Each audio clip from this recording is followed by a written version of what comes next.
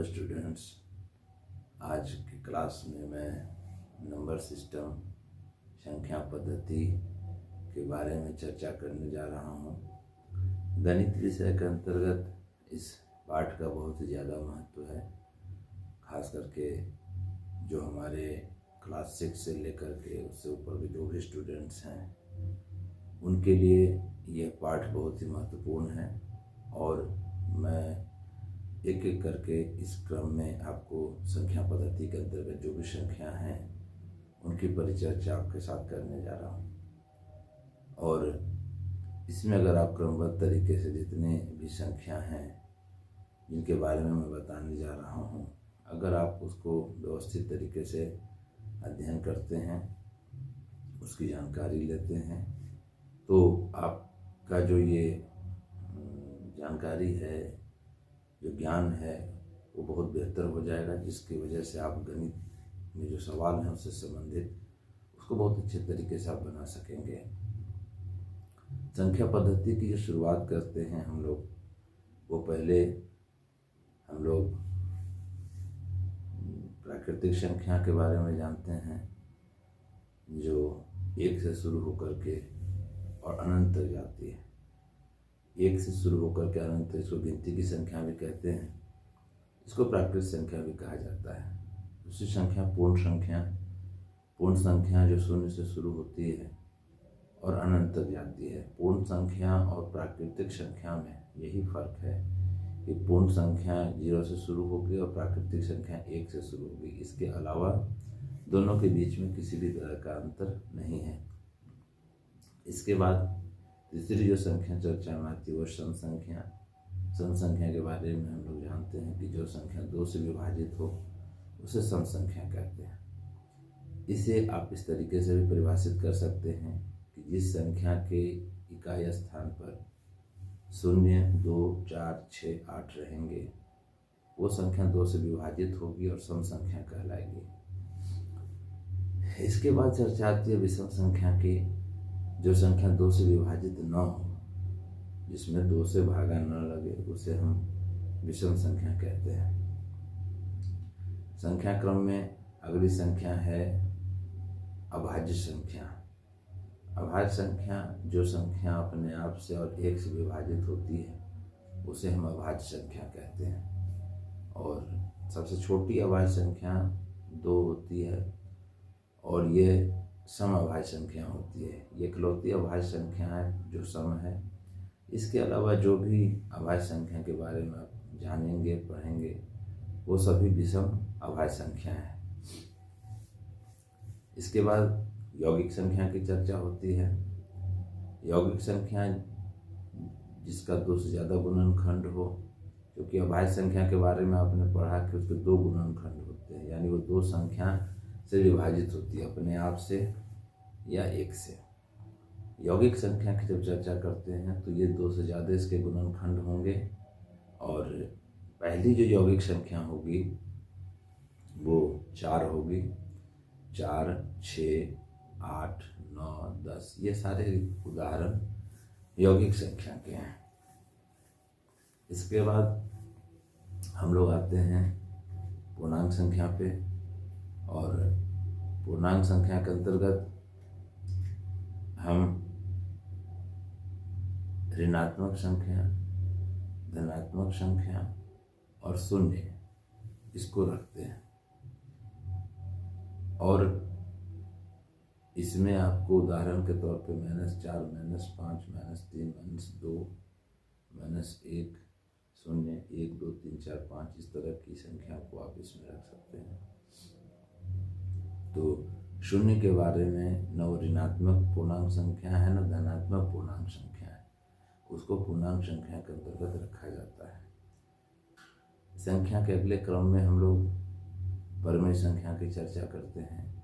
परमेय संख्या के बारे में आप ये जान सकते हैं कि जो संख्या p/q के रूप में रहती है, यानी जो संख्या भिन्न के रूप में रहती है। अब ये गणित का बहुत महत्वपूर्ण संख्या है, क्योंकि कई बार विद्यार्थी को इसमें भ्रम की स्थिति बनती है। जैसे 5 अब 5 लिखा हुआ है तो उसको ये अगर निश्चित करने दिया जाएगा कि ये परमेय संख्या है कि नहीं है, तो वो थोड़ी देर के लिए सोचेगा कि ये तो भिन्न के रूप में है नहीं, अब परमेय संख्या में रखें इसको, क्या करें। तो जो संख्या भिन्न के रूप में नहीं है उसके नीचे आप एक मान करके लिख करके उसको परमेय संख्या का रूप दे सकते हैं। और जो संख्या भिन्न के रूप में है पूर्व से, जैसे 1/2 हुआ, 5/6 हुआ, तो ये सारी संख्या भिन्न के रूप में है, तो इसे आप परमेय संख्या कह सकते हैं। तो परमेय संख्या के अंतर्गत जब आप आगे की क्लास में जाएंगे, 8 से ऊपर की क्लास में जाएंगे, उस स्थिति में आप देखेंगे कि परमेय संख्या के अंतर्गत अभी जितनी संख्या की चर्चा आपसे किया, पूर्ण संख्या, प्राकृतिक संख्या, सम संख्या, विषम संख्या, भाज्य संख्या, जिसे यौगिक संख्या भी कहते हैं, पूर्णांक संख्या, ये सारी संख्या को परमेय संख्या के अंतर्गत रखा जाता है। ये आप क्लास 9-10 के स्तर पर जब जाएंगे तो आपको सब चीज़ों की चर्चा मिलेगी। परमेय संख्या के अंतर्गत 2 तरह की विभाजन स्थिति होती है, एक है धनात्मक परमेय संख्या और एक है ऋणात्मक परमेय संख्या। अब धनात्मक परमेय संख्या और ऋणात्मक परमेय संख्या को हम समझने का प्रयास करते हैं। धनात्मक परमेय संख्या जिस परमेय संख्या के अंश और हर दोनों जगह पर या तो माइनस का चिन्ह हो यानी ऋणात्मक चिन्ह हो, या दोनों जगह पर धनात्मक चिन्ह हो संख्या के साथ, तो वैसी स्थिति में हम उसको धनात्मक परमेय संख्या कहेंगे। जैसे -5/-7, अब उसमें हम देखते हैं कि अंश और हर दोनों जगह पर माइनस का चिन्ह है, तो इस स्थिति में हम इसको धनात्मक परमेय संख्या कहेंगे। या मान लीजिए कि दोनों जगहों पर आप माइनस साइन को हटा दीजिए, जैसे 6/7, तो ये भी धनात्मक परमेय संख्या है। तो धनात्मक परमेय संख्या के अंतर्गत अंश और हर दोनों जगह पर या तो आप ऋणात्मक चिन्ह रखिए अंश और हर पे, या धनात्मक चिन्ह को आप रखें, और उस स्थिति में उसे हम धनात्मक परमेय संख्या कहेंगे। अब चर्चा आती है ऋणात्मक परमेय संख्या की। तो ऋणात्मक परमेय संख्या के अंतर्गत अंश और हर दोनों जगह में से एक जगह पर ऋणात्मक चिन्ह होगा, दूसरी जगह पर धनात्मक चिन्ह होगा। अगर अंश की जगह पर ऋणात्मक चिन्ह है संख्या के साथ, तो हर की जगह पर जो है सो धनात्मक चिन्ह हो जाएगा। अगर अंश की जगह धनात्मक चिन्ह है तो हर की जगह ऋणात्मक चिन्ह हो जाएगा। जैसे 5/-6, या दूसरा उदाहरण कहें तो -3/4, ये आपको ऋणात्मक परमेय संख्या की स्थिति बनती है। अब यहाँ ये जो आपको बताया गया परमेय संख्या, ये इतनी जानकारी क्लास 8 के लेवल तक के लिए है। क्लास 9 में जब आप जाते हैं तो गणित में परमेय संख्या के स्तर को थोड़ा सा बढ़ाया जाता है। इसमें आपको 2 तरह की भागा की जो स्थिति होती है, किसी संख्या को जब आप भागा देते हैं तो एक सामान्य स्थिति में वो भागा कट जाता है, और कई ऐसी संख्या होती है जिसे दशमलव लेकर के आपको काटना पड़ता है।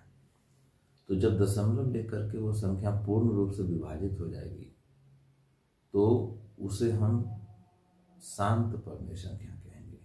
ध्यान देने की स्थिति है कि जब दशमलव लेकर के वो भागा कट जाएगा तो वो भी परमेय संख्या कहलाएगा, और जब पूर्ण रूप से नहीं कटेगा दशमलव लेने के बावजूद, लेकिन एक क्रम में संख्या रिपीट होगी, बार बार पुनरावृत्ति होगी, तो वो भी परमेय संख्या कहलाएगी।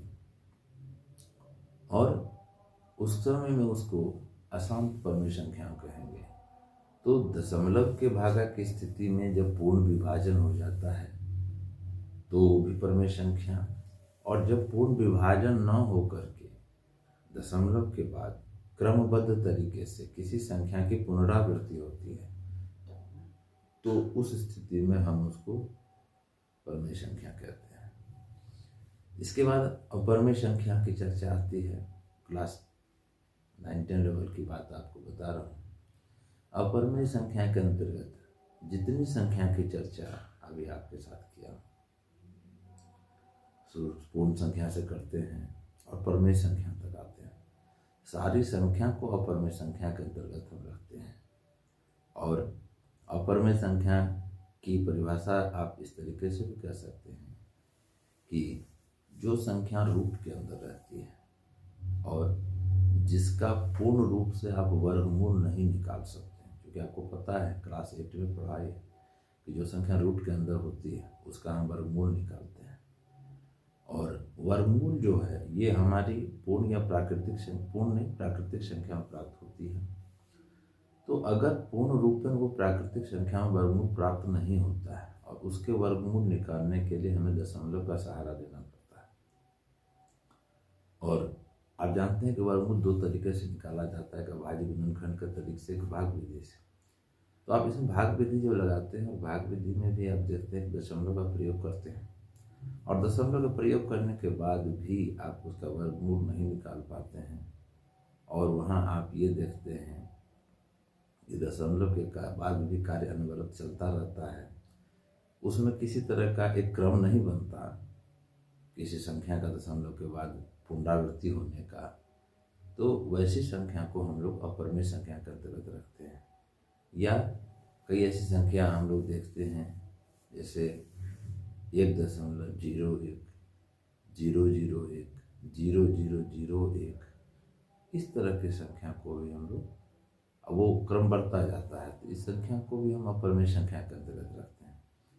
तो अभी जो आपको संख्या जितनी बताया वो आपको क्लास 6 से लेकर के क्लास 10वीं यानी 10th क्लास तक के स्तर में जो भी संख्या हमको गणित में मिलती है संख्या पद्धति के अंतर्गत, उसके बारे में आपसे मैंने परिचर्चा किया। अब कोई भी विद्यार्थी जो गणित को अच्छी तरीके से सीखना चाहता है, समझना चाहता है, उसे क्लास 6 से संख्या पद्धति के इन सारे नियमों को क्रमबद्ध तरीके से जैसे जैसे वो क्लास में आगे बढ़ेगा उसको याद रखना पड़ेगा, उसके हिसाब से अपने सवाल को बनाने पड़ेंगे। और गणित में ये बहुत ही ध्यान देने की बात है कि जब आप एक क्लास को पास करके अगली क्लास में जाते हैं तो जो संबंधित पाठ आपने पहले पढ़े, क्योंकि आपको पता है गणित में कई पाठ हैं, तो संख्या पद्धति के जो पाठ आपने क्लास 6 में पढ़े ये क्लास 10 तक ये चैप्टर जाता है, जो आपको हाई स्कूल तक की बात की जाती है। तो आपको हर एक पिछले क्लास का जो पढ़ाई रहा संख्या पद्धति का उसका अनुश्रवण करते हुए, पुनरावृत्ति करते हुए अगली क्लास में आगे की पढ़ाई को आप करेंगे। और एक क्रम बनाता है जिसमें आप देखेंगे कि पिछली क्लास की पढ़ाई से अगली क्लास की पढ़ाई का एक क्रम होता है। तो आपका पिछला बेसिक फाउंडेशन क्लास 6 हो गया। क्लास 6 से लेकर के क्लास 10 तक के जो भी फार्मूले हैं, जैसे जैसे आप उस क्लास में जाते हैं पिछले क्लास के भी आप फार्मूले को अपने साथ रखें, फिर जिस क्लास में है उस क्लास के फार्मूले को आप साथ में रखें और उसके अनुरूप जो है आप पुनरावृत्ति करते रहें और जिस वर्ग में है उसके हिसाब से जो फार्मूला है उसको तैयार कर करके आप गणित में बेहतर कर सकते हैं। दूसरा, आप देखते हैं कि उसके अनुरूप हमारे किताब में अभ्यास दिया हुआ रहता है, उदाहरण दिया हुआ रहता है।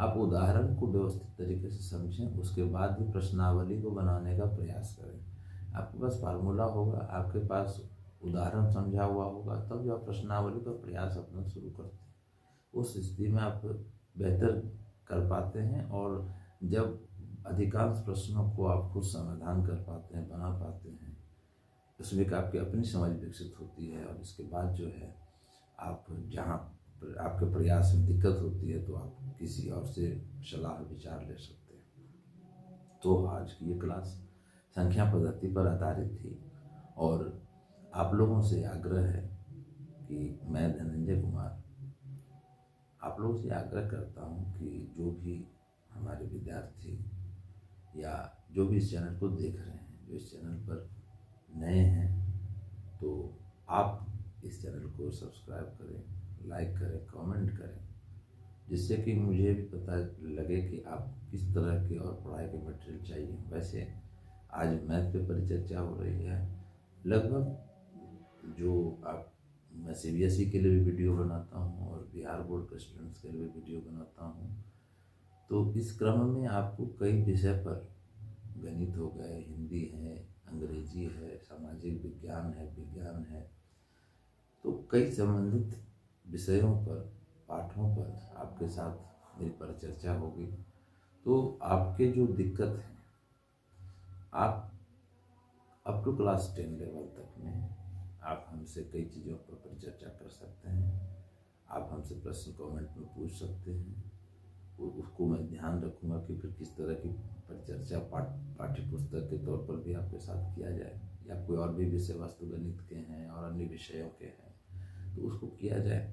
तो जब तक ये दोनों तरफ से एक कम्युनिकेशन सिचुएशन नहीं बनेगी, संवाद का एक क्रम नहीं बनेगा, तो तब तक मैं अपने स्तर से इसको बना रहा हूँ आप लोग के फ़ायदे के लिए, आप लोग के अध्ययन में मदद के लिए, अध्यापन में मदद के लिए। लेकिन जब आपके तरफ से मुझे ये सहयोग प्राप्त होगा तो मैं उसको और बेहतर तरीके से आपके सामने प्रस्तुत कर पाऊँगा। यही आज की परिचर्चा थी संख्या पद्धति पर, और फिर आपके लिए अगला वीडियो लेकर के उपस्थित होऊंगा। तब तक के लिए नमस्कार।